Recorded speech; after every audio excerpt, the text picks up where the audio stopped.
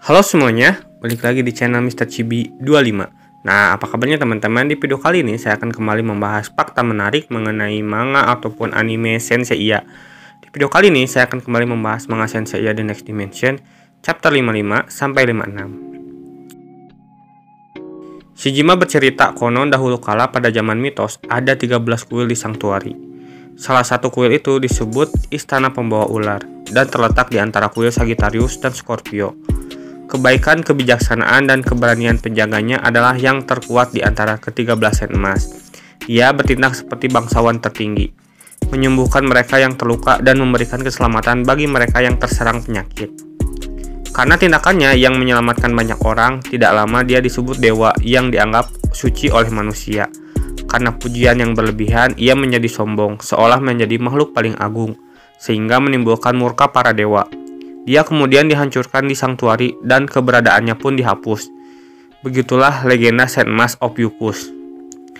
Kardinal melihat Shijima kehilangan darah dari serangan mawar beracunnya. Ia mengatakan bahwa siapa yang akan percaya pada kebangkitannya. Di zaman ini, Kardinal bahkan mencari ke tempat kebangkitannya namun tidak menemukannya. Jadi di mana Sen Emas ke-13 Ophiuchus? Tanya Kardinal.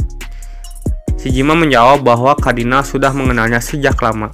Bukan hanya Kardinal, di antara Sen Athena sampai ke prajurit biasa pun tidak ada orang yang tidak tahu tentang pria ini. Setelah mendengar jawaban dari Shijima, Kardinal pun mulai kaget. Suikyo mulai mendekati kuil Libra.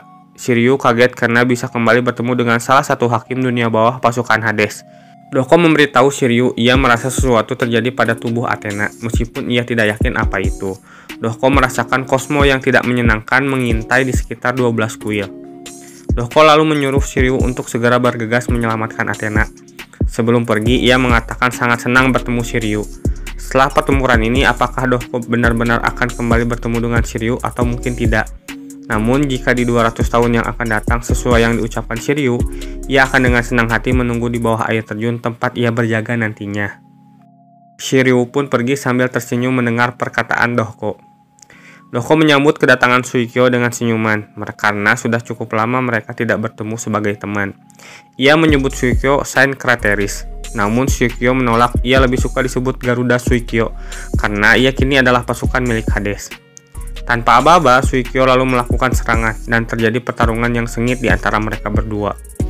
Di tempat Shijima, Kardinal kembali bertanya apakah benar sosok Sen Emas ke-13 adalah seperti perkiraannya, karena orang tersebut sudah meninggal sejak lama.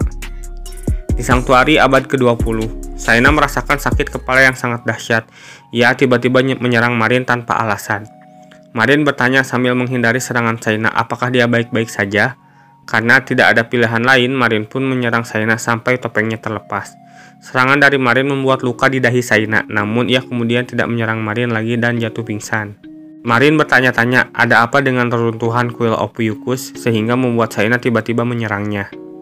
Di kuil Libra abad ke-18, Suikyo melancarkan serangan andalannya, namun Doko dapat menghentikannya. Suikyo melihat ekspresi wajah Doko yang sedih. Apakah itu karena ia akan mati karena melindungi Athena? Dugaan Suikyo. Doko sedih karena ia sudah lama mengenal Suikyo. Ia tahu betul sifat Suikyo, sehingga dengan satu serangan dari Suikyo sebenarnya Doko bisa saja langsung mati. Namun saat Suikyo menyerang Doko, ia tahu bahwa Suikyo tidak sepenuhnya menggunakan kekuatan penuh. Doko tahu Suikyo sedang menyembunyikan sesuatu. Sambil menangis, ia meminta diberitahu kebenaran yang sedang Suikyo sembunyikan. Sebagai teman, ia ingin berbagi masalah dengannya agar bisa menanggungnya bersama-sama.